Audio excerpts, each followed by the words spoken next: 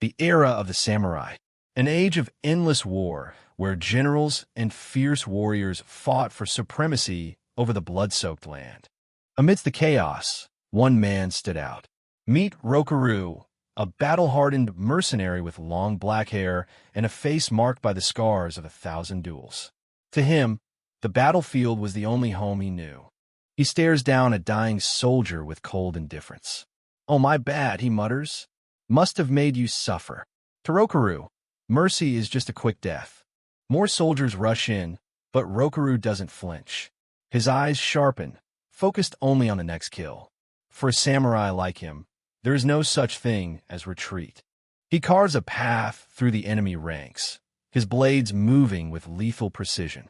He doesn't fight for a cause or a lord, only for the thrill of facing the strongest warriors. "I have captured the enemy commander," he shouts, his gaze locked onto the high-ranking officer on horseback. The real hunt begins now. Rokaru lunges forward, twin blades drawn. He commands his men to follow, his spirit igniting the fervor of the charge. He is a demon on the battlefield. "Out of my way," he bellows, cutting down anyone foolish enough to stand between him and his target. His movements are a blur of steel and blood. With a massive leap, he uses a fallen sword as a stepping stone. His eyes are fixed on the enemy general's head. The distance closes in an instant. He collides with the general, even kicking the horse to throw his opponent off balance. The clash of their blades sends sparks flying into the snowy air. The general is impressed. A mere mercenary daring to challenge him? Rokaru just grins. He's finally found someone worth the effort. The two warriors square off. The air grows heavy with their killing intent. "In guard," the general shouts as they trade blows that would shatter lesser men. Steel grinds against steel. Neither side gives an inch, their strength perfectly matched in this dance of death. Rokaru takes a risky gamble, using his own armored arm to block the general's spear. It creates the tiny opening he was waiting for. The general thinks he has the upper hand, shouting that Rokaru's head is his. But he doesn't see the terrifying smile spreading across the samurai's face. In a flash of incredible speed, Rokaru strikes. The general's blood splatters across the snow as his life is snuffed out in a single, devastating move. Rokaru sheathes his sword, looking back at the fallen general with a shred of respect. "That was a good duel," he says. "Farewell, unknown warrior." He stands exhausted, blood dripping from his many wounds. He's ready to take the general's head and claim his reward. But his battlefield instincts are screaming. Suddenly, a volley of arrows rains down on him. Rokaru is caught off guard, several shafts piercing his armor and flesh. It wasn't the enemy, it was his own side. The allied commander sneers from the distance. He wants the glory and the reward for himself, and he doesn't need a mercenary alive to share it. Rokaru spits out blood, his expression turning grim. Even with arrows sticking out of him, Rokaru charges one last time. He laughs like a madman. This is the life he chose, and this is the death he always expected. As the final arrow flies toward his eye, time seems to slow down. Rokaru closes his eyes, ready to embrace the end on the battlefield he loved. But death doesn't come. Instead, a mysterious magic circle glows beneath his feet. Rokaru looks down in confusion as the light begins to consume him. A blinding pillar of light erupts, and in an instant, Rokaru vanishes. Behind him, the treacherous archers stand frozen, staring at a patch of empty snow and wondering where their prize has gone. The chaos of war is suddenly replaced by an eerie, infinite silence. Rokaru opens his eyes to find himself in a vast white void. His scars remain, but the agony of his wounds has vanished, leaving him in a state of quiet disbelief as a new chapter of his existence begins. Sitting alone in an endless white void, Rokaru looks around in utter confusion. The battlefield is gone, the snow is gone, and he's left wondering, what is this? He looks down at his hands and feels his face. The scars are there, but his skin is tight and his muscles are bursting with energy. Where am I? More importantly, my body. It's younger, he exclaims, shocked by the sudden transformation back to his prime. A light footsteps echo in the void. A beautiful woman appears before him, her presence radiating power. "I simply restored your body to its prime," she says with a smile. "This is my gift to you." The woman introduces herself as Leela, the goddess who oversees the cycle of reincarnation. Rokaru barely pays her any attention, causing her to snap at him for his lack of respect. "Am I dead?" he asks bluntly, convinced that standing before a goddess must be some kind of mistake. Leela is taken aback by his rudeness, especially after she went through the trouble of a greeting. Rokaru remains unimpressed, asking again if he's dead, and noting that this encounter doesn't feel like the fate he expected. Rokaru turns away, stating that his fate was decided long before he was even born. Leela watches him, a bit annoyed that her beauty and divine status aren't having the usual effect on this stubborn samurai. "Huh, you catch on quickly," Leela says, bringing out a floating, glowing tablet. She begins to scroll through his records, her playful attitude returning. "Let's see." Leela's eyes widen as she reads. "The number of people you've killed is 1, 10, 100, 1,000. She tells him that normally he'd be guaranteed a trip to hell, but instead, she chose to summon him. Rokaru is confused. Summon to where? She explains the cosmic order, revealing that there are multiple goddesses, each managing their own world. She sits regally before a giant image of a planet, explaining that she too oversees a beautiful world. Leela points a finger directly at Rokaru. "That's where you come in," she explains. "A problem has arisen in my world, and I need a strong warrior to fix it." Rokaru listens with a deadpan expression. "I refuse," Rokaru says without hesitation. He tells her that her world's problems don't concern him. He even adds a chilling warning. If she were a man, he would have torn her apart and fed her to the bears for interrupting his reason for living, the battlefield. Leela is frozen in terror. Rokaru calms down slightly, telling her he doesn't harm women or children, leaving Leela to freak out over his fed to the bears comment. But she's a clever goddess. She knows exactly how to hook a man like him. "Wait, you're interested in strong opponents, aren't you?" she asks with a sly grin. Leela leans in, her eyes sparkling with mischief as she baits him. She knows the one thing that will get Rokaru to agree is the promise of a good fight. "You must be interested in strong opponents, aren't you?" she asks, watching him stop in his tracks. She paints a picture of her world, a place filled with warriors he'd never meet in his old world. Humans who can cleave the earth with their swords, demonic creatures, and beasts that defy all understanding. Rokaru stands silently, his interest finally piqued. A wide, predatory grin spreads across Rokaru's face. The boredom and indifference are gone, replaced by the fire of a battle maniac. "Why didn't you just say that first?" he asks, his spirit reinvigorated. Leela explains that monsters are multiplying abnormally, and she needs his skills to stop them. Rokaru is all in. "So I just need to kill these monsters? That's right up my alley," he says, already eager for the first fight.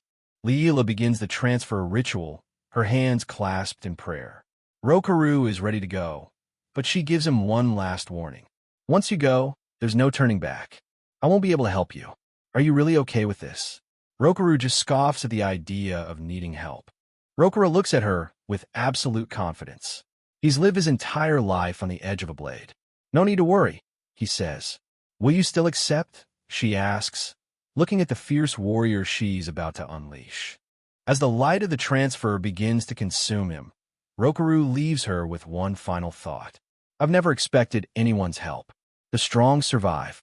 The weak die. That's all there is to it." He disappears into the light, leaving a worried Leela behind. Leela watches the spot where he stood, her heart racing. "Yeah, you'll be fine," she whispers. But looking at the memory of his cold, ruthless eyes, a terrifying thought crosses her mind. Did I just unleash a monster into my world? Deep in a lush, green forest, a magic circle suddenly illuminates the ground. The quiet of the wilderness is broken as power surges through the ancient markings. With a flash of light, Rokaru arrives in the new world. He stands amidst the giant trees, looking up at the sky with a look of pure excitement.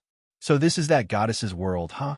"Oh," he exclaims, his voice booming through the woods. He stands tall and naked, completely unbothered by his lack of clothes or weapons. "Not bad at all. I like it," he says with a satisfied smirk. He decides his first move should be finding a town, and starts walking through the underbrush. Suddenly, Rokaru stops. His sharp senses catch a familiar scent on the wind, the metallic tang of blood and the musk of wild beasts.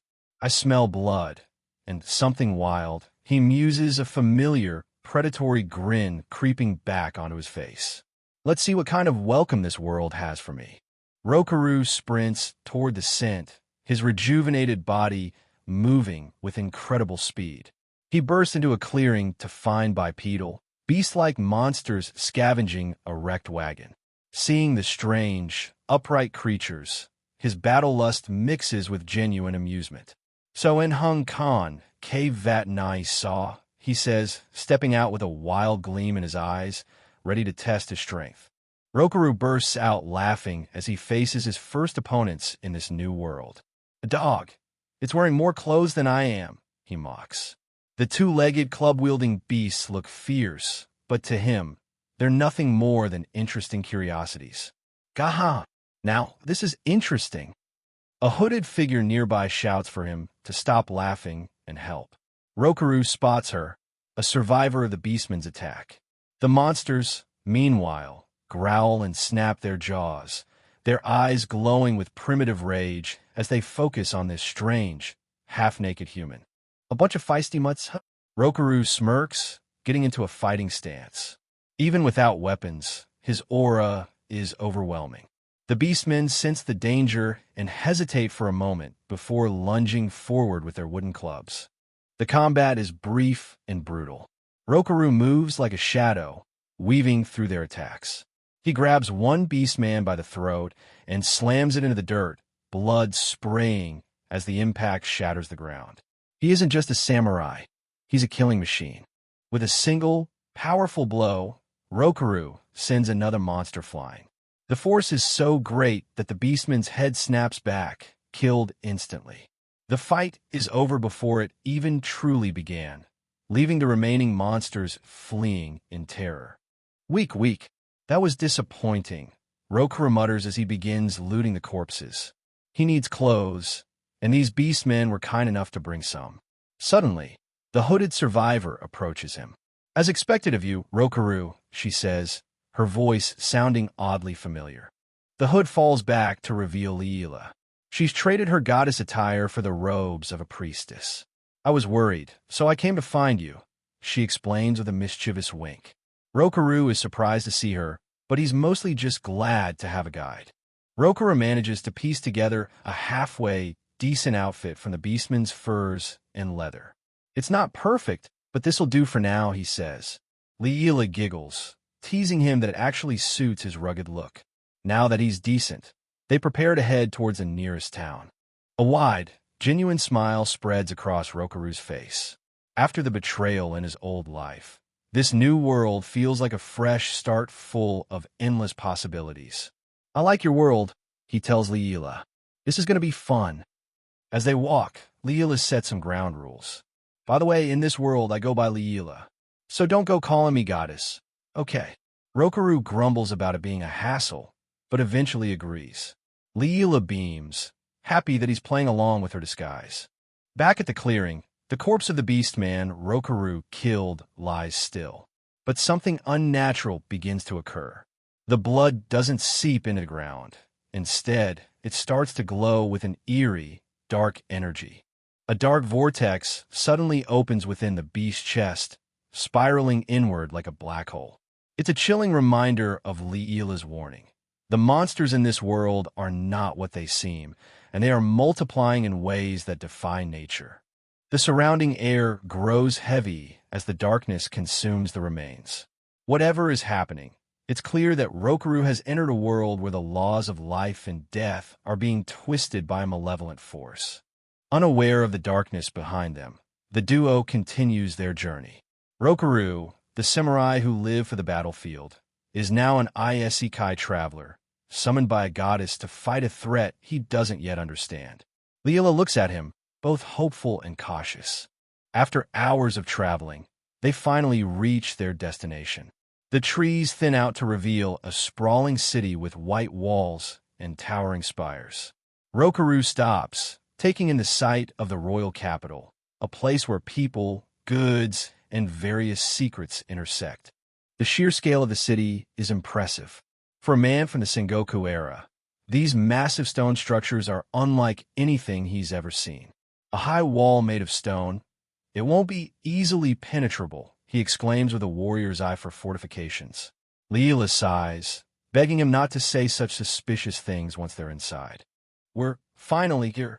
Leela pants, exhausted from the walk. But their arrival isn't exactly a warm welcome. As they approach the gates, they are immediately noticed by the city's defenders. You two, hands up where I can see them, a voice commands. Guards in heavy plate armor bar their path, their halberds leveled at the newcomers. Rokaru remains calm, his hands behind his head, while Leela looks indignant that anyone would treat a priestess with such suspicion. How dare you point a weapon at a beautiful young woman? Leela protests, playing her role to the fullest. But the guards aren't moved. To them, a rugged man in monster skins and a priestess arriving from the dangerous woods are nothing if not suspicious. You look suspicious. Come with us to the guard station. They are brought before a man who clearly outranks the common soldiers. He sits in the shadows, his presence calm yet sharp. Our role is to maintain the safety of the royal capital, he says coolly. We just wish to ask you a few questions. Please do not make such a fuss. The man steps into the light, revealing his striking blonde hair and sharp features. This is Leon Cartwright, the captain of the royal capital garrison. He eyes them with suspicion, asking if they are hiding something they aren't telling him. His gaze lingers on Rokaru, sensing the hidden power beneath his rough exterior. Leon Cartwright and Rokaru lock eyes. It's a silent confrontation between two men of high status and even higher combat skill. Leela watches nervously, hoping Rokaru doesn't say anything that will get them thrown into a dungeon before they even enter the city. Rokaru is surprisingly cooperative, but he makes his impatience clear. I want to see the royal capital right away. I can answer questions just fine, but make it quick, he says with a grin. Leon Cartwright is taken aback by his boldness, but agrees to the arrangement. Certainly. Please, over here. Leon Cartwright leads Rokaru into a cramped, dusty room within the checkpoint, separated from Leela while the guards verify her identity. Leon offers a brief apology for the meager accommodations, but the samurai is unfazed, his eyes already gauging the man who sits before him. Leon Cartwright starts his official inquiry, noting that while Leela is a registered apprentice, Rokaru is a complete enigma. The samurai offers a half-truth, claiming to be from a faraway, closed-off land called Hinamoto. Leon carefully notes the unknown name, preparing to dig deeper into this stranger's history. Inside the interrogation room, Leon Cartwright probes into Rokaru's past. Rokaru claims he intends to become an adventurer to procure gear for monster hunting. When asked if he was a mercenary in Hinamoto, Rokaru candidly admits it, describing it as a good business in a land of never-ending war. Leon Cartwright eyes him with deep suspicion.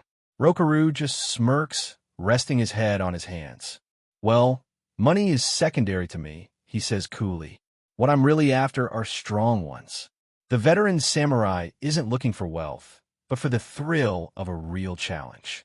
Despite his misgivings, Leon Cartwright decides to grant Rokaru a temporary tourist ID. He begins writing down a set of strict conditions that Rokaru must follow if he wants to stay in the capital. I see. Rokaru mutters, watching the captain work. Leon Cartwright hands over an envelope containing the ID and instructions. Please come to the Adventurers Guild before your temporary ID expires, he orders. As Rokaru prepares to leave, the captain adds one more warning. He detests pointless killing, and he'll be watching to make sure Rokaru doesn't cause any problems. Leon Cartwright stands firm, his gaze sharp and uncompromising. I detest pointless killing, he repeats, making it clear that the royal capital has no room for bloodthirsty mercenaries. He hands over a final item, his eyes never leaving Rokuru's. Rokaru steps out of the checkpoint to find Liila waiting for him. "I'm glad they let you through." She cheers, though she admits she was worried his battle maniac nature would get them in trouble. Rokaru just scoffs, asking if she really thinks he's some kind of mad dog. They are joined by a distinguished-looking man named Keith, the guild master of the Adventurers Guild. Liila explains that Keith is the one who vouched for her at the garrison. Keith greets Rokaru with a polite bow, though he seems to be carefully measuring the samurai's strength. After a brief exchange, Keith suggests they visit the guild another day since it's already late. As Rokaru and Liila walk away, Keith notices Leon Cartwright's dejected expression. "Oh my, you sound quite dejected, Captain," Keith teases. "Che, what guy?" Leon Cartwright sighs. Leon Cartwright watches Rokaru go, his eyes full of wariness. Keith thinks Rokaru seems like a gentleman, but Leon Cartwright knows better. "He's a bloodthirsty beast," he warns. "He's someone to watch out for." Meanwhile, Rokaru is just focused on cleaning the grime off his hands, oblivious to their concern. Now free to explore, Rokaru and Liila head into the heart of the capital to find a place to stay.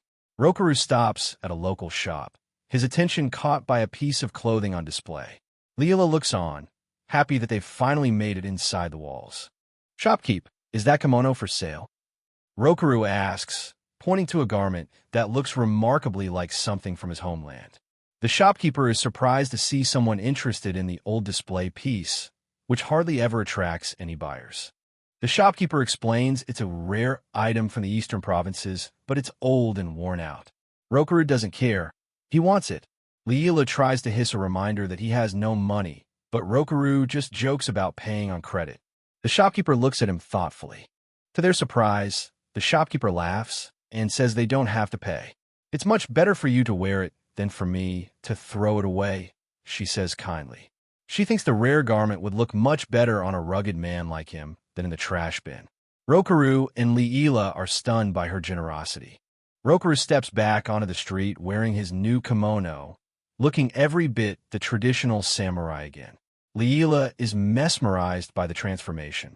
"Whoa, such a picturesque scene," she whispers, watching him walk with newfound confidence. Even the shopkeeper watches from her doorway, satisfied with her decision. Rokaru is already thinking about his next upgrade. He wonders if there's a shop that sells something for his waist. Liila is confused until he clarifies, "I'm talking about a katana, come on." She sighs at his one-track mind, teasing him that he's just like a child despite having no money. They enter a prestigious-looking weapon shop. Rokaru is impressed by the wide selection on display, but Liila has to remind him again that he can't actually buy anything. Inside, a well-dressed shop assistant watches a customer, preparing to serve anyone with deep pockets. The shopkeeper greets them politely, asking what kind of goods they seek. But when Rokaru asks for katanas, the man is confused. "Pardon?" he asks. He takes one look at their unconventional appearance and internally scoffs, labeling them as plebs who don't belong in his high-end shop. Rokaru picks up one of the Western-style swords and scoffs. "So light, just like toys," he mutters, unimpressed by the balance. But then he notices a strange, glowing pattern on the blade. "What's this pattern?" he asks, leaning in for a closer look. Liila explains that it's a magic crest, a special technique that allows weapons to channel magical power to enhance strength or attack formless monsters. Rokaru is fascinated by the concept, even if he doesn't fully understand the magi part. "Ooh, I don't really get it, but it's an interesting technique," he says with a grin. A younger shop assistant whispers to her senior, asking him to get rid of them since they clearly can't afford anything. The shopkeeper agrees and politely tries to show them the door, stating they might not have what Rokaru has in mind. Liila is embarrassed and tries to pull him away, but Rokaru has spotted something else. Rokaru's eyes sharpen as he looks at a barrel of old, discarded weapons. "Hey, Rokaru!" Liila cries out as he walks over to the junk. He reaches in and pulls out a plain, battered sword, ignoring her protests. Something about this trash weapon has caught his eye. Rokaru grips the old sword, testing its weight and balance. He turns back to the shopkeeper with a challenge.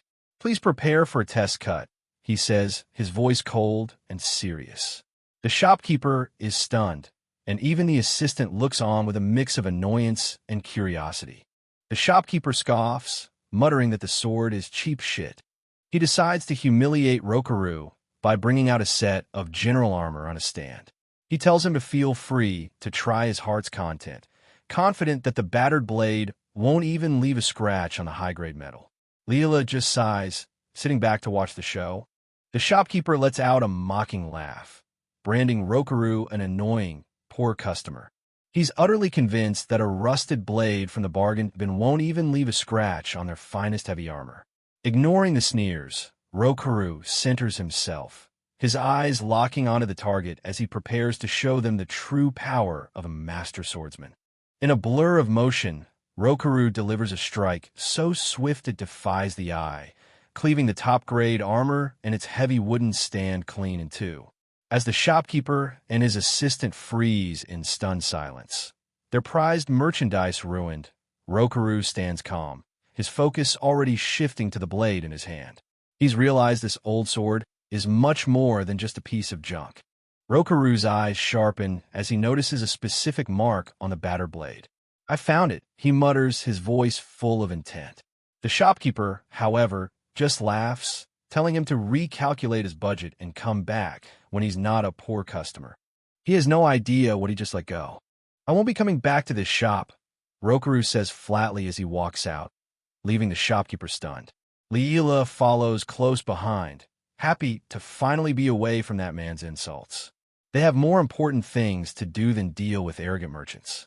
The shopkeeper and his assistant watch them leave, laughing about the plebs who didn't know their place. The assistant decides to take care of the junk sword Rokaru used, thinking it's just trash. Little do they know, the real surprise is waiting for them back at the testing area. The laughter stops as they realize the junk sword split their top-grade armor and its base perfectly in half. "That's impossible," they cry out in horror. Meanwhile, Rokaru and Leela walk through the capital. Leela suggests resting at an inn, but Rokaru is determined to move forward. "Not yet," he says. Rokaru explains his reasoning. Leela wanted him to kill monsters, and for that, he needs a proper weapon. "If we can't find one, we'll make one," he says with a confident smirk. Leela looks at him, wondering how he plans to achieve that in a city he's never visited before. Leela notices the dark smoke rising from the chimneys in the distance. "Ooh, I see," she says, realizing Rokaru's sharp senses have already led them to the industrial part of the city. He's looking for the fire and the ring of an anvil. They pass under a massive stone archway, entering the district of the forge. "Blacksmiths," Leela exclaims, her eyes widening at the sight of smiths at work. This is the heart of the city's craftsmanship, and exactly where Rokaru needs to be. Rokaru explains that weapons have the maker's name engraved on them, a tradition he recognizes from his own world. He stops in front of a modest forge, pointing to the sign. "See, there it is. He's found the smith who made that battered blade in the shop." "We're coming in," Rokaru announces as he steps through the door. Inside, a small figure wearing a heavy welding mask is hard at work, sparks flying everywhere. The smith stops and lifts the mask, surprised to have visitors at this hour. The smith removes the helmet to reveal a young woman with twin tails. She looks tired and skeptical. "You're back already?" she asks, thinking there's someone else. Rokaru is speechless, his eyes wide with surprise. She's much smaller than he expected. Leela steps in to introduce their new host. This is Pinya, and she's a dwarf, a race known for their legendary craftsmanship. Rokaru is still in disbelief. "DWA?" he stammers, having never seen a dwarf before. Pinya just stares back, unimpressed by the giant human's reaction. Pinya gives him a warm, professional welcome. She's clearly overjoyed to have a customer after so long. "I'm Pinya, and welcome," she says with a bright smile. Beneath her friendly exterior, she seems to be carrying a heavy burden, but right now, she's all business. Rokaru examines the weapons Pinya has on display. He's genuinely impressed by her skill. Each weapon is well forged, he observes. Their sharpness, center of gravity, and blade strength are all flawless. He praises Pinya for her passion, making the young dwarf blush with pride. Pinya asks what kind of weapon Rokaru has in mind. He doesn't hesitate. If possible, a single-edged sword with a curved blade. He says, describing a katana. Pinya listens intently, her eyes widening as she tries to visualize this foreign weapon she's never heard of before. Suddenly, the quiet of the forge is shattered by a loud pounding on the door. Someone is shouting Pinya's name, demanding she open up. Leela is startled, looking towards the door with concern as the tension in the room suddenly spikes. The door is kicked open with a violent bang. A group of rough-looking thugs barge into the forge, scaring Leela, who hides behind her staff. Rokaru and Pinya stand their ground, their expressions turning cold. The peaceful negotiation is officially over. The lead thug rudely shoves past Leela, calling her a whore and telling her to move. He sneers at Pinya, demanding she pay back her father's debt. Pinya refuses, stating she's already paid back the principal and won't pay their legal interest. These are debt collectors from a Giordani family. The thug's face twists in anger. What did you say? You dare talk back like that, he snarls, raising his hand to strike. But Rokaru is already moving, his hands reaching out with lethal speed. He isn't going to let anyone harm his potential blacksmith. With a single, fluid motion, Rokaru slams the lead thug face first into the stone floor. Can't you see I'm talking to Pinya right now? He asks, his voice low and dangerous. The other thugs are caught completely off guard, staring in shock at their fallen leader. Rokaru casually mentions that he was told to stay out of trouble, but he justifies his actions as self-defense. The remaining thugs are paralyzed with fear, sensing the overwhelming power radiating from this strange samurai. Even Pinya looks on with a mix of awe and relief. Leela suddenly undergoes a transformation, her eyes glowing with divine authority. Beat them half to death, she commands, her voice echoing with power. I'm sure the goddess will forgive you. She's done being the victim and is ready for some celestial justice. Judgment, she shouts. Rokaru finds Leela's request for half to death a bit difficult. It's much easier for him to just kill them, but he decides to play along. One thug charges with a club, but Rokaru is faster, striking him directly in the throat with his fingers. Throat, he says calmly as the man chokes. Rokaru leaps into the air with incredible grace, dodging a wild swing. He strikes another thug right in the glabella, the point between the eyebrows, with a single finger. The first thug is already on the floor, coughing and gasping for air. This isn't a fight. It's a demonstration of absolute mastery. The thug on the floor crawls away in terror, his curses echoing through the forge as Rokaru lands behind him like a looming shadow. Even without a sword, the samurai has dismantled their group with a cold, systematic efficiency that leaves them no room to breathe. Another thug pulls a knife, desperation guiding his reckless charge toward the stationary samurai. Rokaru watches him with calm indifference, his eyes already locked onto the opening he needs to finish his demonstration of anatomical lethality. Rokaru delivers the final blow to the solar plexus. As the thug collapses, the samurai calmly explains the three vital points on the human body: the throat, the glabella, and the solar plexus. Hitting them with enough force will cause death. A light attack, however, will simply immobilize them. He teaches, his voice as cold as steel. I'm a samurai, capable of capturing an enemy general without killing him, Rokaru says with a dark smirk. He's an expert at killing, but today, he's in a merciful mood. He looks at the bruised and broken thugs scattered across the floor. So what should we do? Hang them? He asks Leela, his casual tone sending chills down their spines. Leela closes her eyes and focuses her power. Heal, she whispers. A soft light envelopes the thugs, mending their wounds. It's not an act of mercy, but a chilling example. She wants them fully conscious for what she has to say next. Rokaru watches her, impressed by her dramatic flair. Leela's expression turns fierce as she looms over the thugs. If you threaten Pinya again, you won't leave with just bruises, she warns. Terrified, The thugs scramble to their feet and flee the forge as fast as they can. Make sure to tell your other friends as well. Leela shouts after them, her point clearly made. The forge is finally quiet again. Leela is satisfied that they've learned their lesson, but Pina looks on with a complicated expression. No matter where, there are bound to be people like that, the dwarf muses. She's seen enough of the world to know that some problems don't stay buried for long. Thank you. I've never seen them run away before, Pina says, her voice full of genuine gratitude. She grips her forging hammer, a new fire in her eyes. I'll make the best single-edged curved sword ever for you both, on my pride, as Pina the blacksmith. Rokuru's respect for her only grows. He's found the right person for the job. In a dimly lit hideout across town, the thugs fall to their knees before a silent figure. Shit, they're underestimating us, one of them curses. They report their failure, explaining how they were interrupted by a strange duo at Pina's forge. From the shadows, their boss speaks. Quite the fuss. Did you get the money? Meet Bruno Giordani, the ruthless boss of the Giordani family. He looks at his underlings with pure disgust. You ran away with your tails between your legs. You're a disgrace to the Giordani family. Enough excuses. He stands up, his gaze sharp and murderous. I'll do it myself. The first chapter ends with the arrival of a dangerous new enemy. Early in the morning, under the watchful eye of Pina, Rokuru is already deep into his intense physical training. Behind him, Leela lies completely exhausted, gasping for air and begging for a break.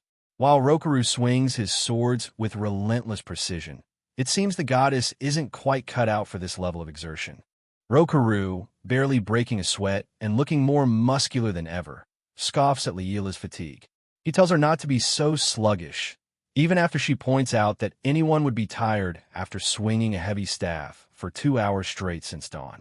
Turning his attention to Pina, he asks about the thugs they encountered the day before.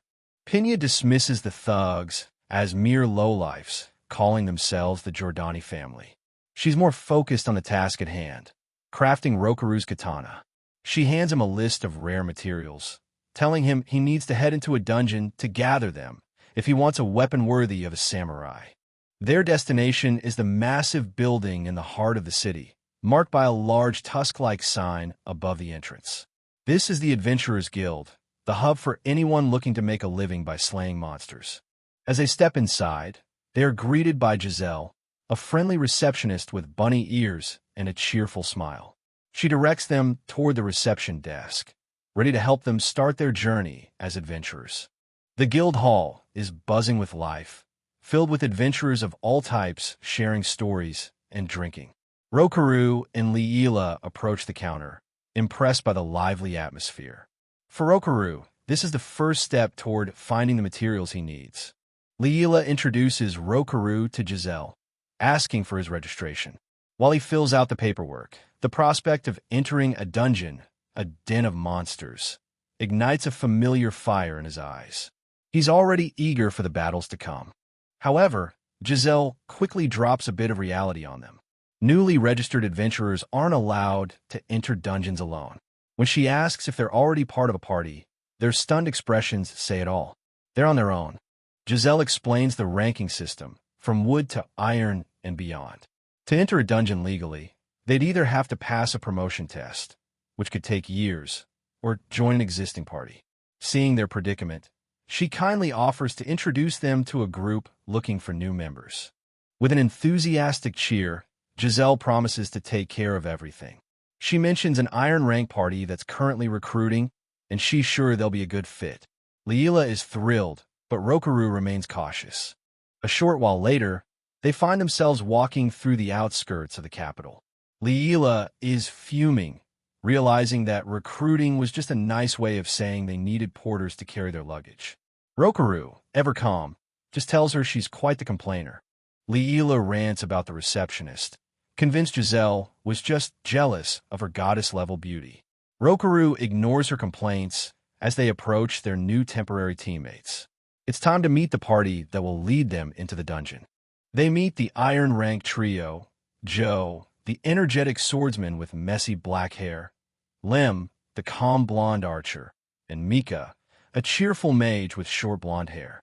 They welcome Rokaru and Leela warmly, grateful for the extra hands as they head toward the dungeon entrance. The group arrives at the forest dungeon on the outskirts of the royal capital.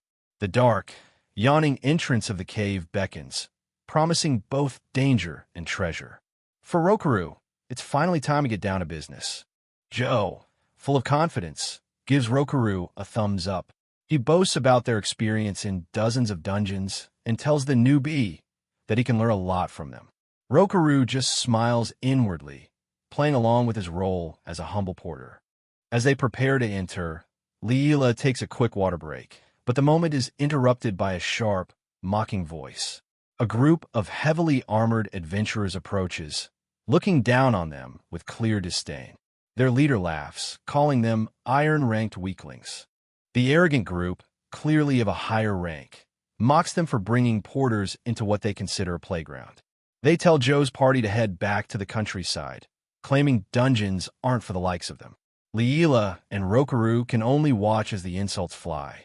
The mockery continues as the elitist trio calls them parasites swarming around small fry. They mock their dreams of conquering dungeons, acting as if they own the place. Rokaru's expression remains unreadable, but Leela is visibly irritated. Joe and his team are furious, but can only watch as the bronze rank party struts away. They complain about how those bastards got promoted so quickly and became so arrogant. Despite the anger, Joe tells the group to just do their best and show them up later. Leela, however, has had enough. She's absolutely fuming at being called a parasite and is ready to go in and beat them up herself.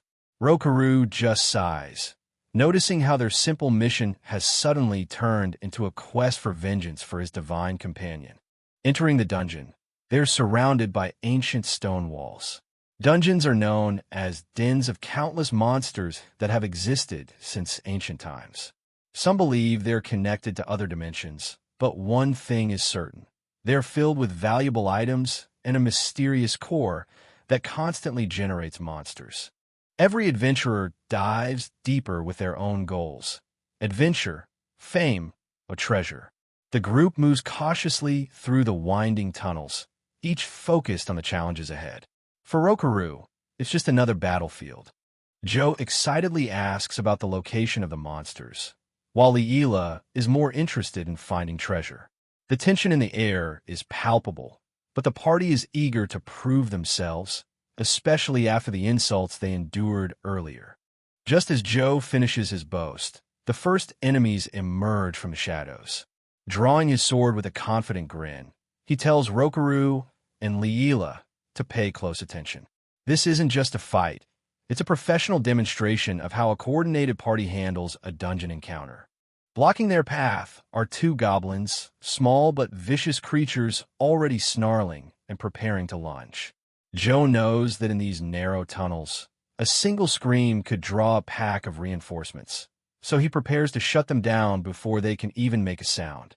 Joe quickly assesses the situation, warning Mika that things will get messy if the goblins manage to call for reinforcements. Without hesitation, Mika unleashes her inhibition magic, Silence. With a hush falling over the dungeon, she ensures no screams or alarms will reach other enemies. The goblins are caught off guard, their throats working but making no sound in the magical silence. Seizing the opportunity, Joe calls out to Lem, and the two seasoned adventurers charge forward to engage their confused foes. Joe wastes no time, his blade carving through the air with a determined shout. He strikes down the first goblin, sending its helmet flying as he demonstrates the directness and efficiency of an iron-ranked swordsman. Lem keeps a watchful eye from the rear, drawing his bow string-taut. He won't let a single enemy slip past on his watch, providing vital cover for Joe as he fights in the thick of it. In the background, a goblin lunges, but the archer is already tracking its movement. With a whistle of his arrow, Lem pins a goblin to the wall, perfectly supporting Joe's advance. Joe is thrilled by their seamless coordination, shouting for everyone to keep the momentum going as they clear the path ahead. Just as they finish with the goblins, a new threat emerges: horned rabbits. These small, aggressive monsters charge at the party with surprising speed, their single horns glinting in the dim light. Joe readies himself to flank them while Lim takes aim from a distance. The ceiling comes alive with large bats, but Mika is ready. She casts another layer of inhibition magic, ultrasound, disrupting the bats' flight and dropping them to the ground. As Joe's party expertly handles the situation, Rokaru and Leela observe from the sidelines, impressed by the smooth teamwork. Rokaru watches with a cold, analytical eye. He notes that understanding the ecology and behavior of monsters to create proper magical countermeasures is a logical strategy. Meanwhile, Joe is in high spirits, calling for everyone to start stripping off the valuable materials from their kills. Joe explains that since they are in a beginner to intermediate dungeon, the monsters on these upper floors are mostly small fry. He points toward a group of goblins ahead, looking oddly domestic with their chef hats and pots, and asks Rokaru if he wants to give fighting a try. Joe laughs, asking if Rokaru is sure he can handle it. He seems more than happy to let the newbie take a crack at the small fry while he takes a breather. Rokaru sets down his heavy pack, readying himself for action. Rokaru draws his blade with a cold confidence, promising to make it look easy in his own way. Mika watches with concern, wondering if he'll really be okay without magic. But Leela just smiles knowingly. She knows exactly what this samurai is capable of. As Rokaru casually walks toward the camp, Joe and Mika grow tense. They think he's being far too brazen, especially since he doesn't have magic to silence his approach. The goblins, distracted by their cooking, suddenly perk up, sensing an intruder. The goblins are alerted, reaching for their crude weapons with confused snarls. But before they can even process the threat, Rokaru moves. He isn't walking anymore. He's a blur of motion, closing the distance in the blink of an eye. Rokaru lunges forward like a predator. The goblin's domestic bliss is shattered in an instant as his blade arcs through the air. The speed is so intense that the monsters don't even have time to scream before their end arrives. The Iron Rank party is frozen in shock. In one fluid motion, Rokaru has decapitated the first goblin, the head spinning through the air. His eyes are fixed on the next target, his form a masterclass in lethal efficiency. He moves between them with the grace of a dancer and the ruthlessness of a reaper. Blades flash and blood sprays as Rokaru carves through the remaining goblins. It isn't a fight. It's a slaughter conducted with a cold, silent precision that leaves the onlookers breathless. Another head flies, and another goblin falls. Rokaru stands calm amidst the carnage, his blade ready as he looks up toward the bats and rabbits joining the fray. The small fry are being systematically erased by a skill they can't even comprehend. As bats dive from the shadows, Rokaru moves with uncanny reflexes. He doesn't just kill them. He snatches a mana stone midair, his movements so fast they are barely visible to the naked eye. He's already calculating his next strike. With a faint smirk, Rokaru tosses the mana stone as horned rabbits charge him from behind. In the background, bats and rabbits lie defeated, yet he's already focused on the new wave of attackers, jumping high into the air to meet them head-on. Rokaru is a whirlwind of steel. He leaps over the charging rabbits, his sword catching the light as he prepares to finish them off in one sweeping strike. Every movement is deliberate, every breath controlled. This is the art of the samurai in its purest form. Mid-air and spinning, Rokaru slices through the horned rabbits with a single, devastating arc. They never stood a chance. As he lands gracefully, the air is filled with the sound of falling carcasses and the stunned silence of his companions. Joe, Lim, and Mika are speechless, their minds unable to process the movements they just witnessed. Joe can barely stammer out a question, wondering if this man is truly just an apprentice. Leela, on the other hand, is beaming with pride, her expectations once again surpassed by her chosen warrior. But the celebration is cut short as the ground begins to tremble. A massive, jagged figure of stone and metal looms over Rokaru.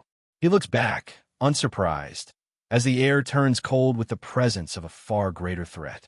Joe and his party can only scream in horror at what has appeared. Rokaru doesn't hesitate for a second. While the others are paralyzed by fear, he leaps high into the air, launching a direct assault on the towering giant.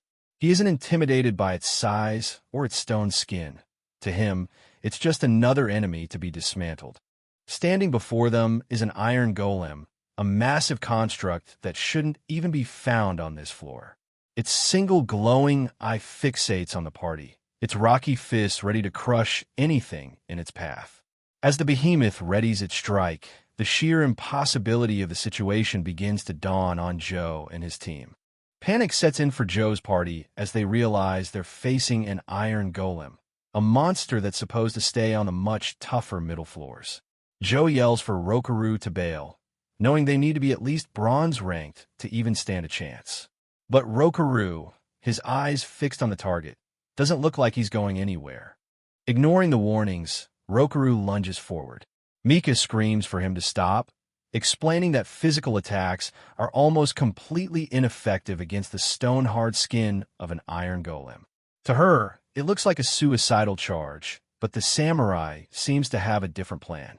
Rokaru strikes, his blade making a sharp clanging sound against the golem's rocky hide. He smirks, noting that it's almost ineffective, not completely. He's already found the tiny cracks and weak points in the construct's defense, proving that no armor is impenetrable to a master swordsman. With a series of blindingly fast slashes, Rokaru begins to dismantle the golem. He doesn't just swing blindly. He targets the joints and internal connections, sending stone shards flying. The massive creature is being systematically broken down by a man with a simple blade. While Mika and the others watch in absolute disbelief, Leela cheers Rokaru on with a huge, carefree smile. She's the only one who isn't surprised to see him standing atop the crumbling giant. For the samurai, this wasn't a struggle. It was just another obstacle to be cleared. In a final, decisive strike, Rokaru shatters the iron golem. The once towering threat collapses into a heap of rubble and valuable ore. The Iron Rank party can only stand there with their mouths agape, their minds struggling to comprehend the overwhelming power of the man they thought was just a porter. After the dust settles, Joe is ecstatic, his arms full of high-quality iron golem materials. He's already dreaming of the new equipment he can get with such a huge haul, even thinking about challenging the area boss once he's fully geared up. The atmosphere is light, but the mystery of the golem's presence lingers. Joe thanks Rokaru profusely for sharing the materials, despite having defeated the monster single-handedly. Leela sighs, thinking about how much gold they could have made if they'd sold it all, but Rokaru just smiles. He got what he needed for his own weapons, and that's enough for him. With the strongest porter in history on their side, Joe suggests they go a little deeper into the dungeon today. Rokaru agrees, knowing that the further they go, the stronger the monsters will become. He's looking for a real challenge, and the middle floors might just provide it. The group arrives at the entrance to the middle floors, the air growing colder and heavier. Rokaru's blood is pumping as he thinks about facing ogres or giant snakes. Joe is confident that their luck is turning around, but they have no idea what's waiting for them in the dark. As they step into the next area, they stop dead in their tracks. Spread out before a fountain are the bodies of the arrogant bronze rank party they met earlier. The very people who mocked them for being weak have been completely wiped out before even reaching the entrance to the middle floor. Only one member of the bronze party is left alive, gasping for breath and covered in blood. He sits slumped against the fountain, his eyes wide with a terror that goes beyond physical pain. Joe can only whisper in horror, wondering what could have done this to a team of their rank. The dying man reaches out a trembling hand, his voice a broken rasp as he begs for help. He can only utter two words, "A monster." His fear is so primal that it chills Joe and his team to the bone. Whatever did this is still nearby. Suddenly, the shadow of something massive falls over them. Joe's party looks up, their faces pale with shock, as a huge, bestial figure drops from the darkness above. Rokaru remains calm, his hand already moving toward the hilt of his sword. The real monster has finally appeared. With a thunderous crash, a giant creature lands directly on the injured bronze rank adventurer, crushing him instantly. Joe screams for everyone to prepare themselves as the beast reveals itself. It's a massive, white-furred predator, its eyes glowing with a malicious intelligence. The party is in disbelief. No one can believe that such a massive creature is just a kobold. Its size and presence are far beyond anything they've ever heard of. As the dust settles, the monster lets out a low, guttural growl that vibrates through the entire chamber. The giant kobold looms over its latest victim, its maw dripping with blood. The sight is so gruesome that Joe's party is paralyzed with fear. They realize that this creature has been hunting and killing other monsters as well as adventurers, completely disrupting the natural order of the dungeon. Amidst the horror, Rokaru steps forward with a chilling grin. He tells the rest of the party to stand back, claiming the beast as his own prey. While the others see a nightmare, the samurai only sees the first opponent worthy of his blade since arriving in this world. Rokaru is absolutely thrilled, his eyes shining with the excitement of battle. He laughs, saying he can finally have a little fun. The contrast between his joyful anticipation and the carnage around him is unsettling, to say the least. This is what he was born for. The samurai and the giant kobold face off in the dim light of the dungeon.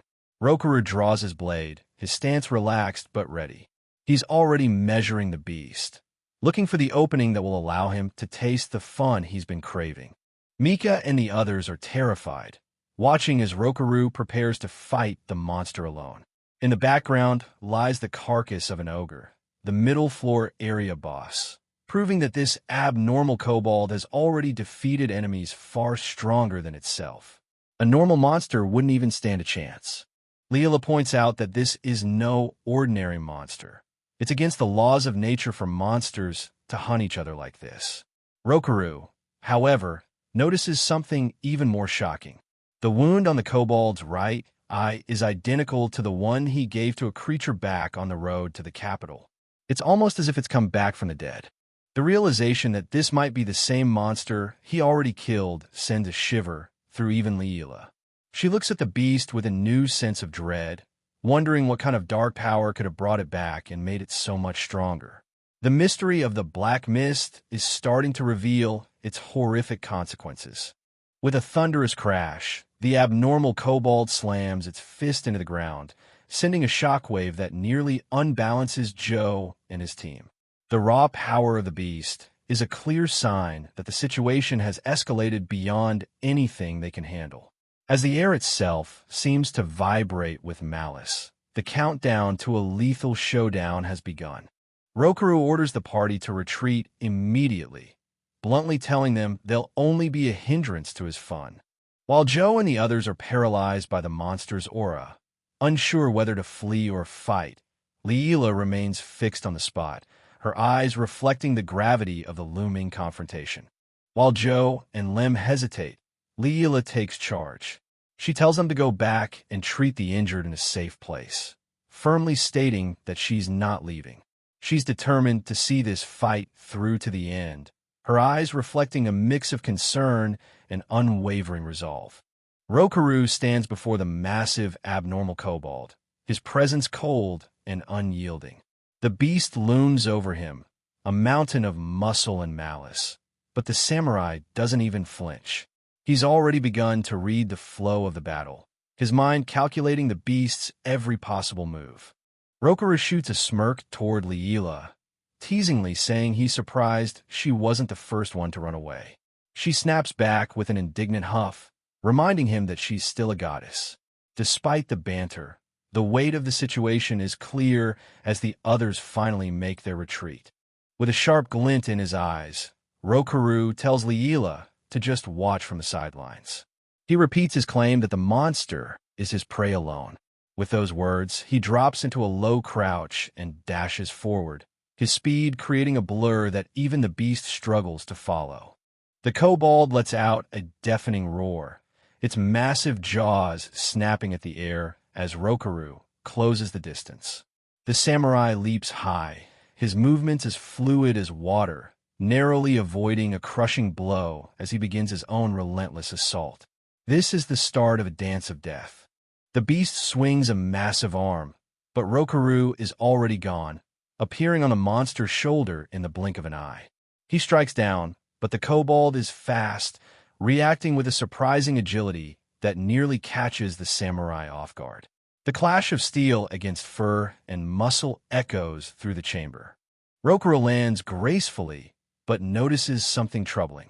He looks at his blade and sees it starting to chip from the sheer density of the monster's hide. Even with his skill, the physical limitations of his current weapon are starting to show. This isn't going to be a simple kill. Leela watches with wide eyes, her breath hitching as the kobold lunges again. She screams for Rokaru to move, her concern for him overriding her divine composure.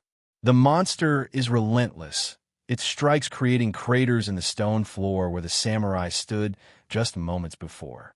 Rokaru ducks low, sliding across the ground to avoid a wide sweep from the kobold's claws. He's already planning his next move, his eyes fixed on the creature's core. Despite the danger, a thrill of excitement courses through him. This is the fun he's been waiting for. Leela notes that Rokaru won't lose when it comes to speed, but she's worried because his attacks don't seem to have any lasting effect on the beast. Rokaru, mid-fight, acknowledges this with a grim hum, noticing how the monster's unnatural resilience is making it a much tougher nut to crack than anything he's faced before. Leela notices that one of the bronze rank adventurers is still breathing beneath the rubble. She realizes that Rokaru's initial attack might have been a distraction to draw the monster's attention away, giving her a chance to safely help the injured. It's a rare moment of tactical cooperation, even if unspoken. When Leela asks if he drew the monster away on purpose, Rokaru bluntly denies it.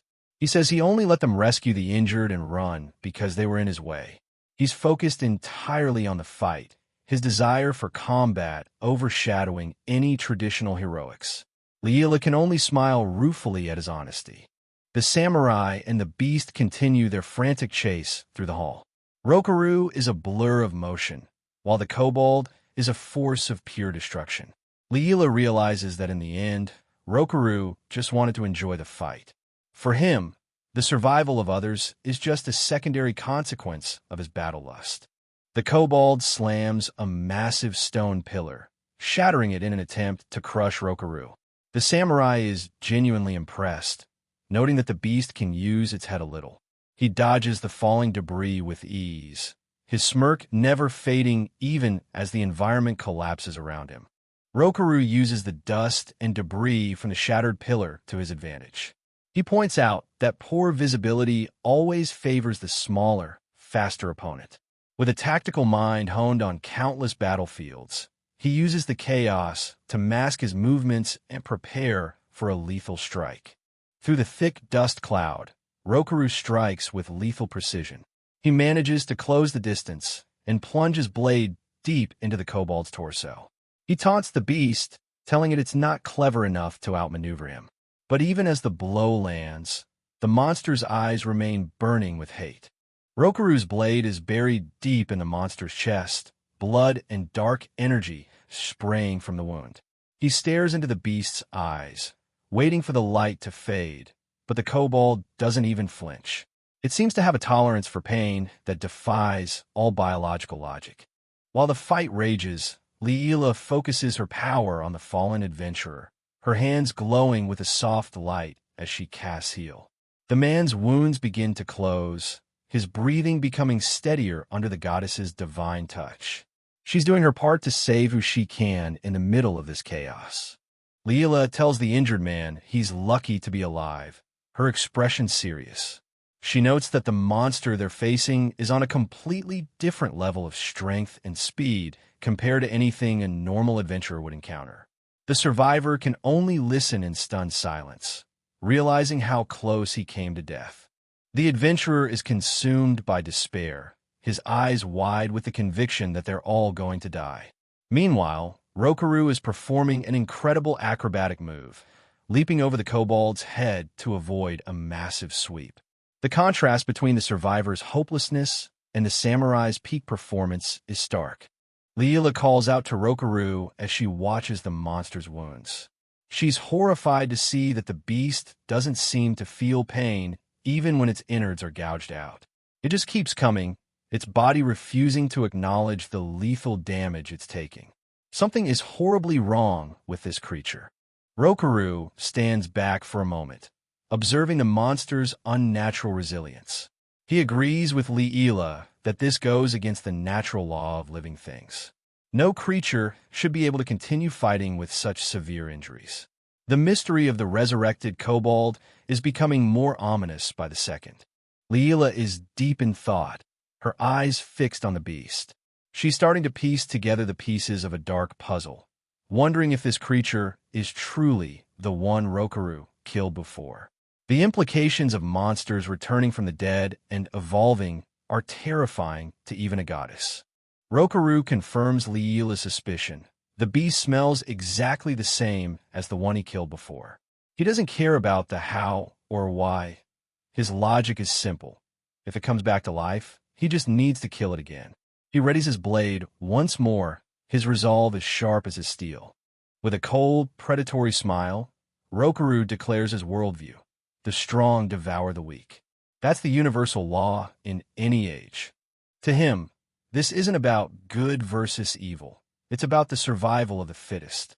He launches himself back into the fray, determined to prove he is the ultimate predator. The clash between the samurai and the beast reaches a fever pitch. Rokaru evades a crushing punch, his movements a blur of calculated risk. Every strike he lands is met with a counter that could end his life, yet he dances through the chaos with a predatory focus. This isn't just a fight anymore, it's a test of pure survival. Rokaru finds an opening and strikes with all his might, but the monster's unnaturally dense hide is too much for his simple blade. With a sickening snap, the sword, already chipped and battered, finally gives way. Rokaru's eyes widen in momentary shock as the primary tool of his trade is rendered useless. The broken blade clatters to the floor, leaving Rokaru completely defenseless. Leela screams in horror, her heart stopping as the monster seizes the opportunity. It lunges forward, its massive maw open wide, ready to finish the man who dared to challenge it. For a second, it looks like the end. The impact is brutal, sending Rokaru tumbling back into a stone wall. He's thrown with enough force to shatter the rock, a cloud of dust and blood rising from the impact site. The abnormal kobold stands triumphant, its guttural roars echoing through the chamber as it waits for its prey to stop moving. Leela is desperate to help, but she curses her own lack of offensive magic. She's a healer, not a warrior. However, Rokaru emerges from the rubble, blood dripping from his mouth, but a terrifying smirk on his face. He tells Lyra to stay back and not get in his way. Even on the brink of death, his warrior's pride is absolute. Surprisingly, Rokaru looks relieved. He says he actually didn't want to break the sword he borrowed, but now that it's gone, he can fight without any worries. He drops into a primal stance, his aura shifting from that of a swordsman to something much more ancient and lethal. The fun is just beginning. Without a weapon in hand, Rokaru rushes the beast. The kobold is momentarily confused. How can a puny human challenge it with nothing but his bare hands? But the samurai's movements are even faster now, unburdened by the weight of the steel. He's closing the distance with terrifying intent. Rokaru uses the monster's own momentum against it, sliding under a massive strike and delivering a series of powerful blows to its lower body. He's not just punching, he's using ancient grappling techniques, targeting the very framework that keeps the beast standing. The stone floor cracks under the sheer force of their struggle. With a thunderous strike, Rokaru lands a blow that forces the kobold to its knees. He's systematic and ruthless, each hit designed to disable and dismantle. The monster size is no longer an advantage. It's just a larger target for his pinpoint strikes. Leela watches in awe as she realizes Rokaru's strategy. He's targeting the monster's joints.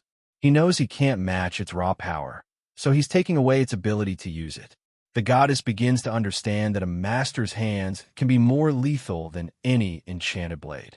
Rokaru grabs the beast's head, his fingers digging into the fur as he prepares his final assault. The monster thrashes wildly, sensing its end is near, but the samurai's grip is like iron. He's found the kill zone, and he isn't letting go until the job is finished. With a devastating knee to the face, Rokaru sends the monster's head reeling back. Blood sprays as the beast's jaw is shattered, its roars of defiance turning into whimpers of pain. The tide has completely turned, and the hunter has become the helpless prey. The beast collapses, its body broken and bleeding. Rokaru stands over it, looking down with a mix of pity and cold satisfaction. He calls it a pitiful dog, his voice devoid of any warmth. He's won, but he's already thinking about the next battle. Fighting is painful, he admits, but it's that very pain that defines him. In his mind, Rokaru reflects on the nature of battle. If there is no death, no life, and no pain, then who are we fighting for? He believes that pain is what reminds us of our fear of death and our desperate thirst for life. It is the very reason he continues to step onto the battlefield time and time again. With one last, explosive effort, Rokaru delivers a blow that snaps the beast's neck with a bone-chilling crack. The monster's life finally leaves its eyes as it slumps to the ground, silenced forever. The battle is over, and the samurai stands alone amidst the wreckage of his victory. Rokaru takes a moment to catch his breath, his body covered in blood and dust. He admits that was quite the workout. Leela approaches him, her voice trembling as she says she still can't believe he defeated such a monster with his bare hands. The reality of his power is starting to truly sink in for her. But their peace is short-lived. A thick, ominous black mist begins to billow from the monster's corpse, swirling around the chamber. Leela is struck with a sudden, intense dread, wondering what could cause such an unnatural phenomenon. The beast's death seems to be triggering something even darker. As the mist dissipates, the monster's body begins to shrink right before their eyes. Leela notes that normally bodies don't shrink upon death. She's never heard of this black mist before, and the mystery only deepens as they realize this wasn't a normal monster death. Something is manipulating the very essence of these creatures. Leela mentions that while ghosts and skeletons exist as monsters, it's definitely not normal for kobolds to reanimate and go berserk like this.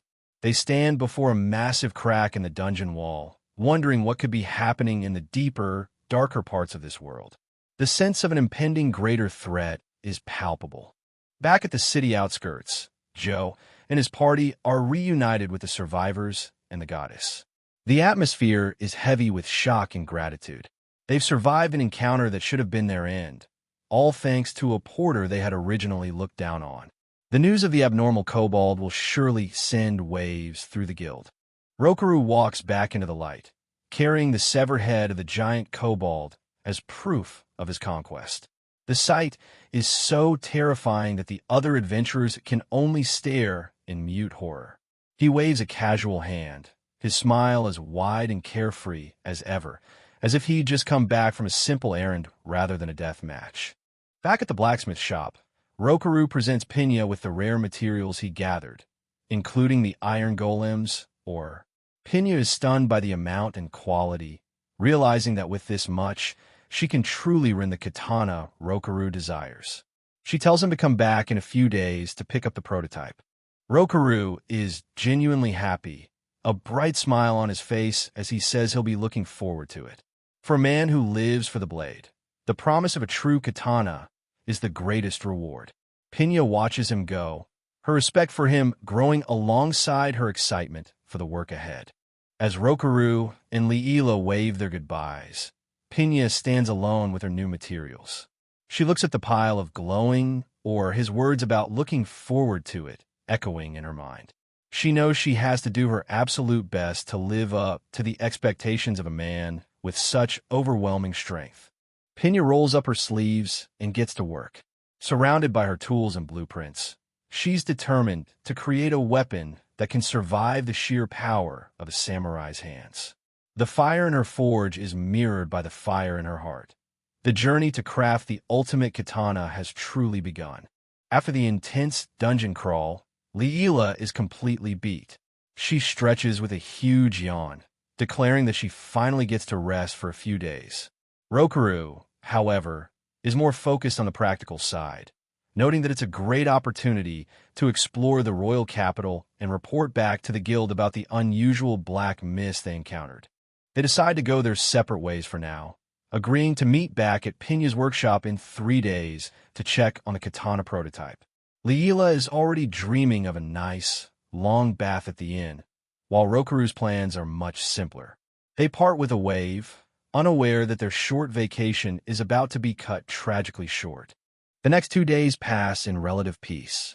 Rokaru spends his time napping in the high branches of a tree, enjoying the quiet life he once dreamed of. Meanwhile, Leela truly enjoys her luxury bath, letting the warmth soak away her worries. But back at the forge, Pinya is working tirelessly, her face covered in soot as she pours her heart and soul into the samurai's new blade. 2 days later, late at night, the tranquility is shattered. Leela is quietly reading at her inn when a faint orange glow catches her eye. She looks out the window, her heart sinking as she sees a plume of thick smoke rising from the city. She hopes it's nothing big, but the direction of the smoke is all too familiar. Leela's eyes go wide with a sudden, freezing terror. She realizes that the area currently in flames is the blacksmith district, the very place where Pinya lives and works.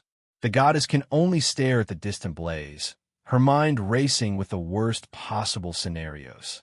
If the forge is burning, what happened to their friend? Panic erupts in the streets as citizens scramble to escape the spreading disaster.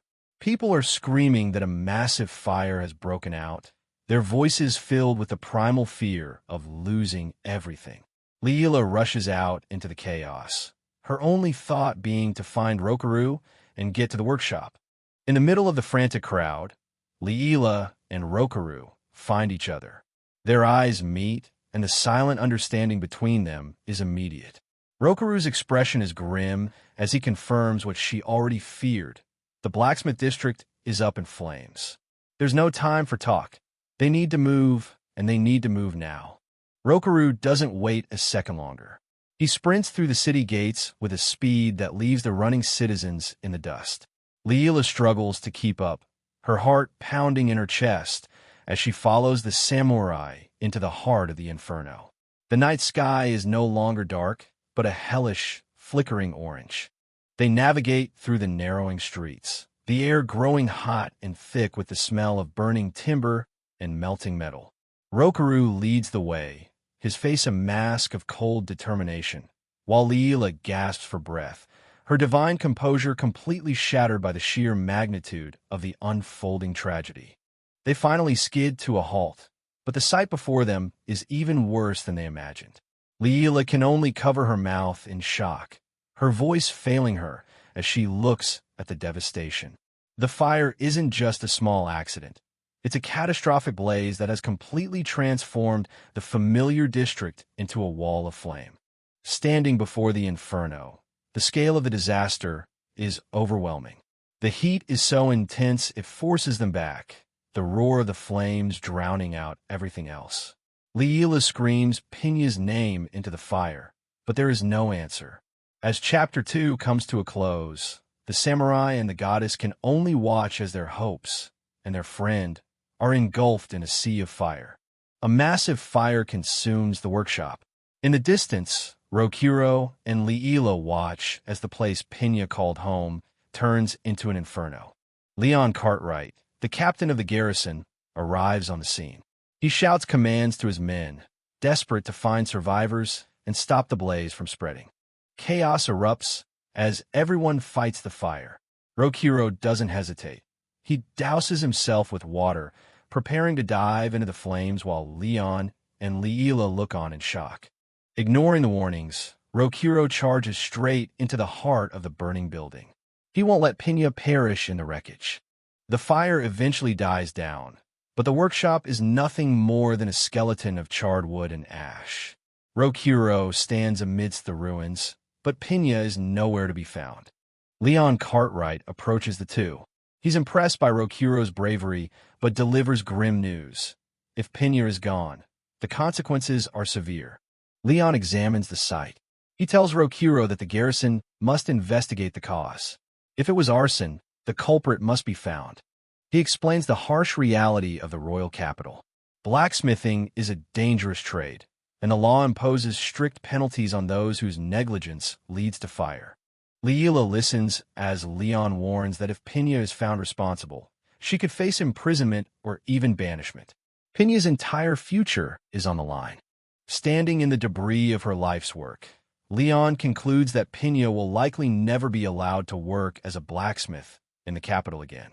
Rokuro turns to leave, his mind already made up. Leela calls after him, confused by his sudden departure. If there's a culprit, he says coldly, it's not Pinya. Rokuro stops and asks Leela a single question. Does she know where they live? Leela can only stare, wondering who he means. He explains that Pinya isn't dead. She's been taken. The fire was a diversion by the Giordani family, a group of thugs who prey on the weak. Rokuro's rage simmers beneath the surface. They didn't just burn a shop. They tried to destroy Pinya's pride and her very reason for living. His gaze turns deadly. To him, anyone who would stoop so low to trample on another's dignity is no longer human. They are merely prey. Meanwhile, at the Giordani hideout, Pinya is held captive. Giordani, the gang leader, smirks as he looks down at the battered dwarf girl. He taunts her, telling her this is the prize for opposing his family. Pinya is broken and bleeding, but her spirit hasn't faded. Giordani watches with sadistic pleasure. He wants to hear her scream, to see her beg for mercy, but Pinya remains silent, glaring back at her tormentor. One of the thugs kicks her, mocking her heritage. Giordani remains indifferent, bored by the easy cruelty of his underlings. Pinya's hand reaches for a cloth-wrapped bundle on the floor. The unfinished blade she was ruined for Rokuro. It's the only thing she has left. Giordani steps in, demanding she let go. Pinya screams in protest, clutching the sword as if it were her very life. She knows he's coming. She knows the man she forged this blade for won't leave her behind. That belief is her only shield. Giordani stares at the wrapped katana, his expression unreadable as he prepares to take it from her. With the last of her strength, Pinya lunges forward, her kick catching Giordani by surprise in a final, desperate act of defiance. The response is instant and merciless. Giordani strikes her down, sending her sprawling across the wooden planks. As she spits blood, the villain towers over her, ready to break her spirit once and for all. Giordani grabs Pinya by the hair, his voice dripping with malice as he threatens to sell her into slavery. Pinya lies on the floor, blood staining her lips, as he cruelly declares that she is nothing more than his property now. The gang leader looks down at the broken girl, his expression chillingly calm. He wants her to understand the hopelessness of her situation, surrounded by thugs who view her life as worthless. The thugs lean in with wicked grins, relishing the chance to torment someone smaller and weaker. One brute hefts a heavy wooden club, ready to follow his boss's orders to inflict more pain. As the thug raises the club over his head, sneering about the beating he's about to deliver, Pinya braces herself. She refuses to give them the satisfaction of begging, even as the blow begins its descent. But the strike never lands. Suddenly, a hand reaches out and catches the thug by the face, halting his momentum with a strength that defies the man's size. Confusion turns to terror in his eyes as he realizes someone else has joined the fray. With a single, fluid motion, Rokuro slams the thug's head into the floorboards with bone-crushing force. The sound of wood splintering echoes through the room as the other gang members watch their comrade collapse in an instant. Rokuro and Leela stand tall at the entrance, their presence bringing a sudden, freezing tension to the room. Leela points a finger at the thugs, demanding they surrender and release Pinya, who looks up with tears of relief in her eyes. The initial shock of the thugs turns to recognition. They've seen these two before. Giordani, narrowing his eyes, orders his men to take care of the intruders, thinking his numbers will easily overwhelm them. Rokuro doesn't even draw a weapon as the thugs charge.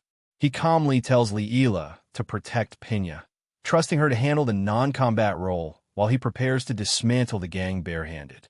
The battle is swift and one-sided. Rokuro moves like a whirlwind, parrying blade strikes with his palms and delivering devastating counterattacks that send thugs flying into furniture and walls. His skill isn't just fighting, it's high-speed demolition. In seconds, the floor is littered with groaning men. Rokuro stands in the middle of the carnage, his voice cold and flat as he announces he will keep exactly one of them alive. The survivor will serve as a witness to testify that the Giordani family set fire to the blacksmith shop. Giordani watches his men's defeat with a growing sense of unease as Rokuro's cold gaze fixes on him. While Rokuro maintains his distance, Liila comforts the battered Pinya. She mentions how Rokuro seemed unusually emotional when he realized they had trampled on Pinya's pride.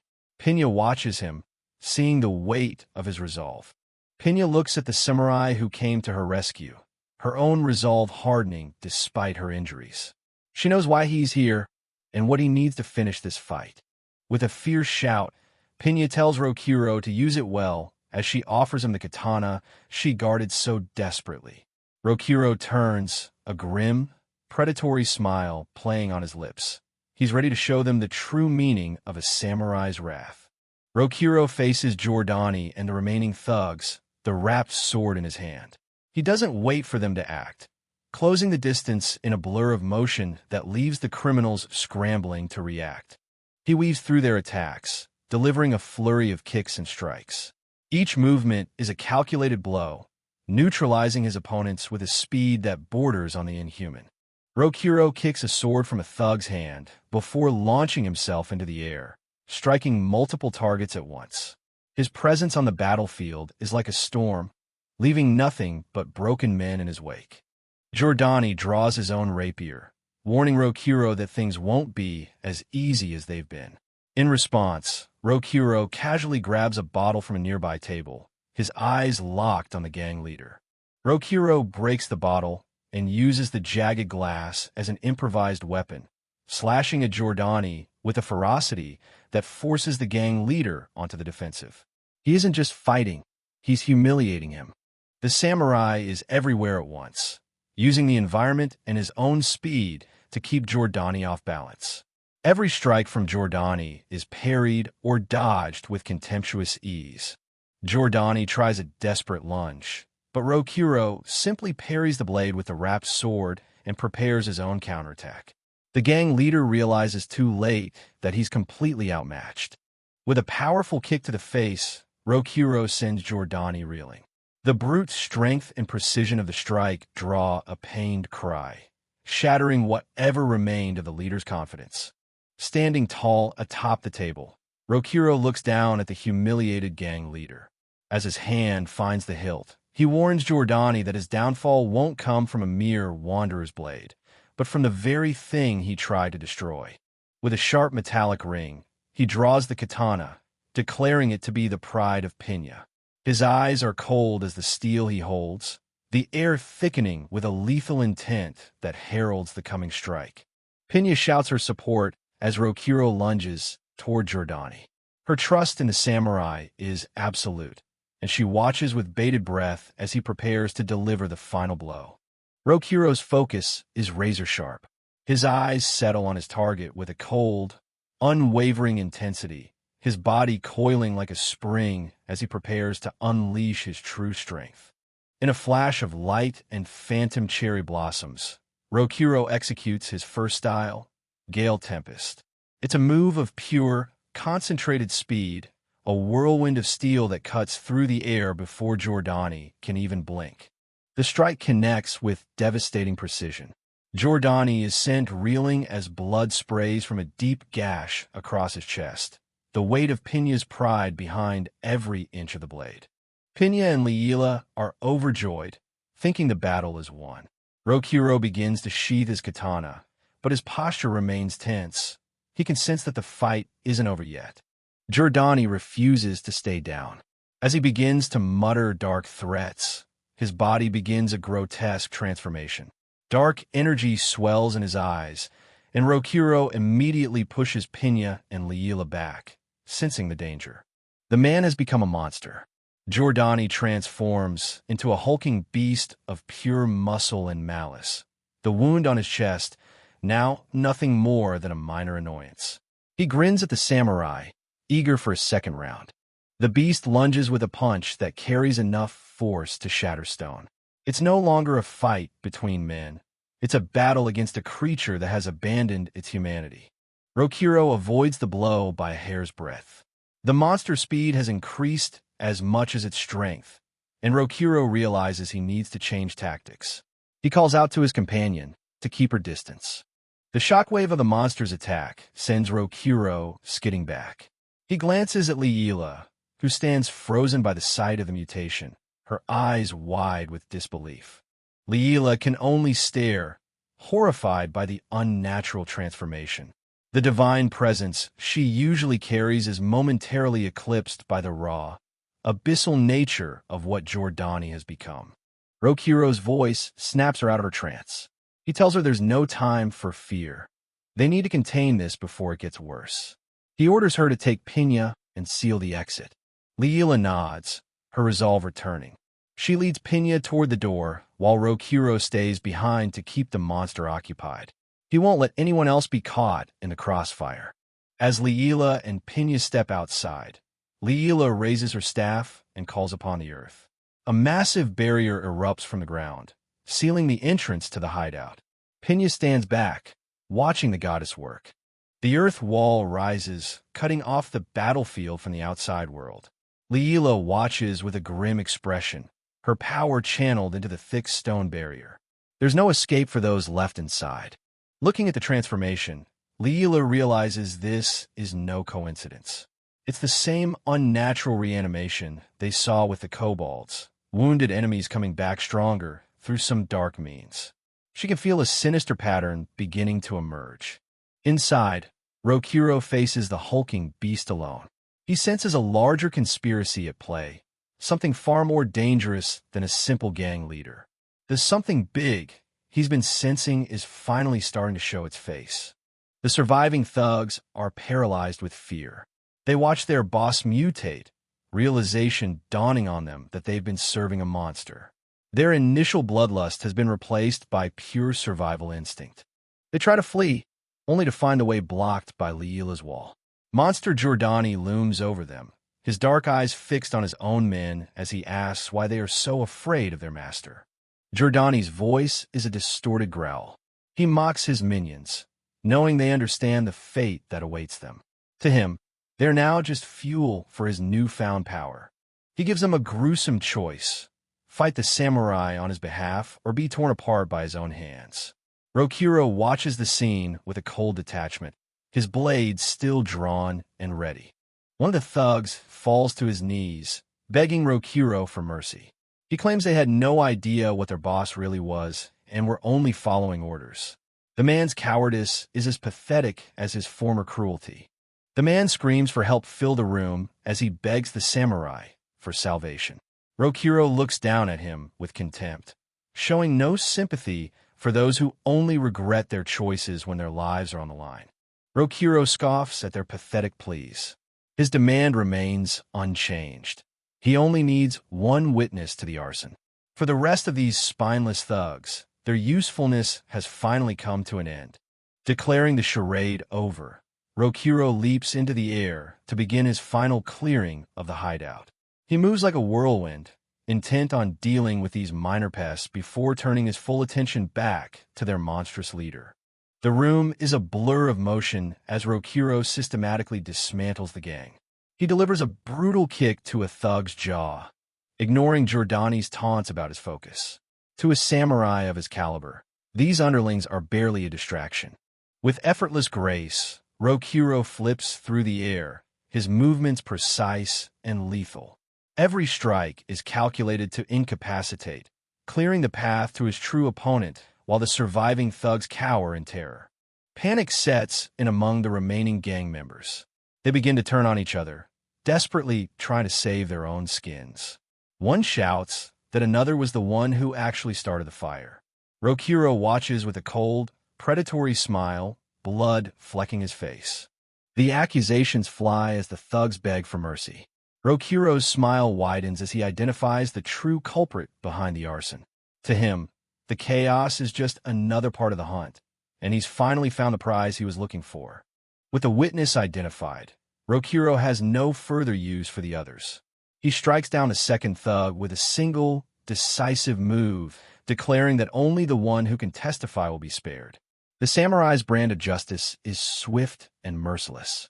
Finally, it's just Rokuro and the monstrosity that was once Giordani. The samurai apologizes for the wait, his voice calm even in the face of the hulking beast.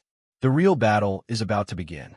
Giordani lets out a distorted laugh, his black eyes fixed on the man who dare challenge him. He acknowledges Rokuro's courage, but the samurai only responds with a chilling promise. They're going to have a bit of fun before the end. The monster boasts of the power granted to him by his true god. As he speaks, dark energy surges and massive horns sprout from his head, further cementing his departure from humanity. He demands Rokuro taste his power to its fullest. Fully transformed, the demon Giordani crouches, ready to strike. He is a nightmare given form, a creature of pure abyssal energy. But Rokuro stands his ground, his hand resting on the hilt of his katana, completely unimpressed. The monster lunges with a speed that belies its massive size. It's a blur of darkness and teeth, aimed directly at the samurai who refuses to show fear. Rokuro dodges the initial charge with a high-speed flip, his instincts honed by years of actual warfare. The clash of power and technique creates a shockwave that rattles the very foundations of the hideout. The force of the monster's follow-up strike sends debris flying. Rokuro is forced back, his kimono tattered, but his expression remains as cold as ice. He's analyzing his opponent, looking for the weakness in this divine mutation. Crouching low, Rokuro mocks the power Giordani is so proud of. He tells the monster that it seems he's put his faith in the wrong god. The samurai is about to show him the difference between a blessing and true mastery.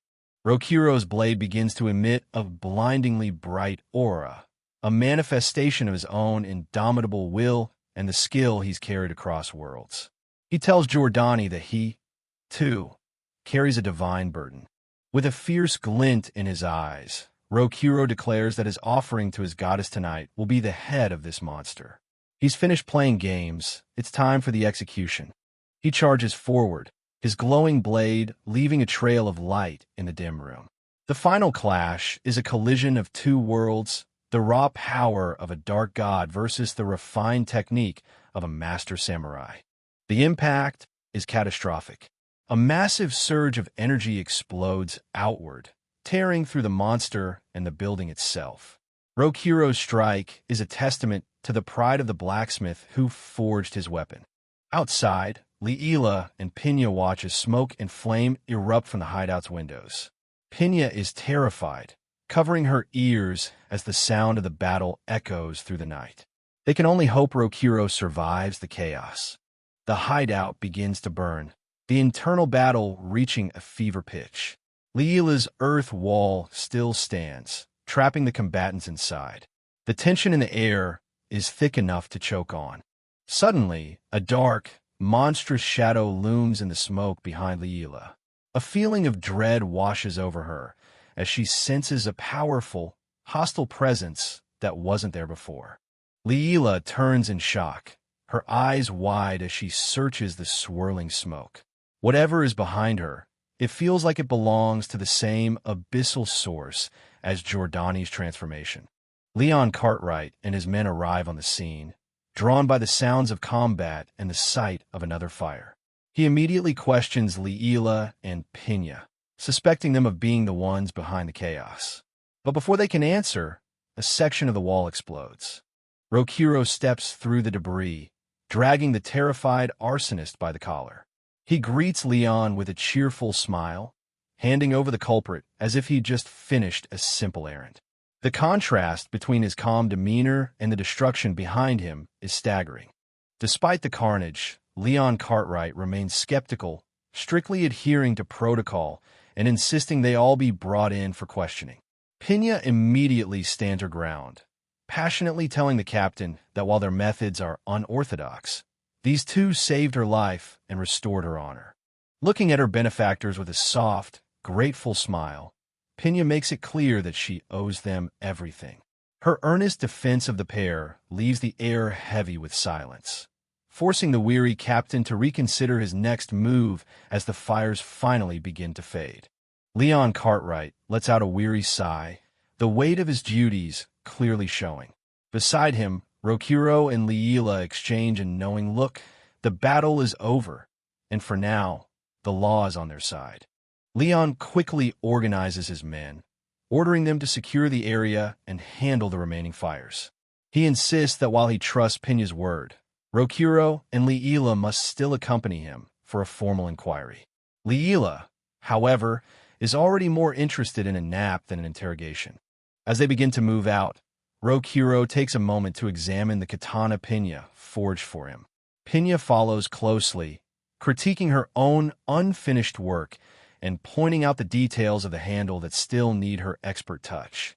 Even in the aftermath of a crisis, her passion for her craft remains undimmed.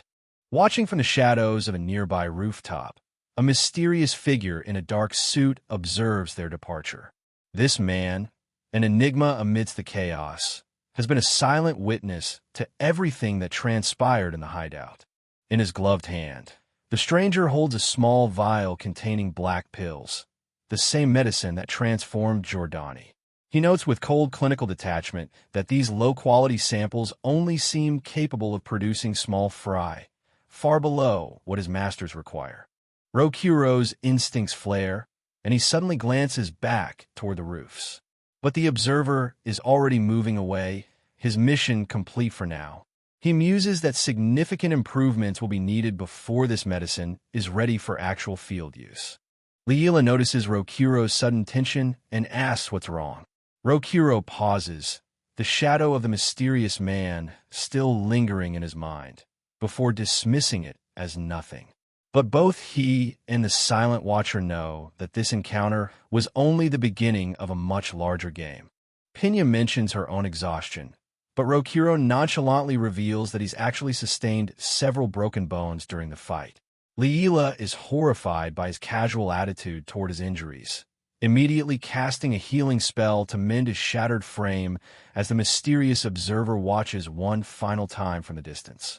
Leela channels her divine energy through the goddess's kakura, the powerful staff she carries. Finding such a legendary relic is a monumental achievement in itself, and as its light bathes the group, the chapter comes to a close with the promise of even greater challenges on the horizon.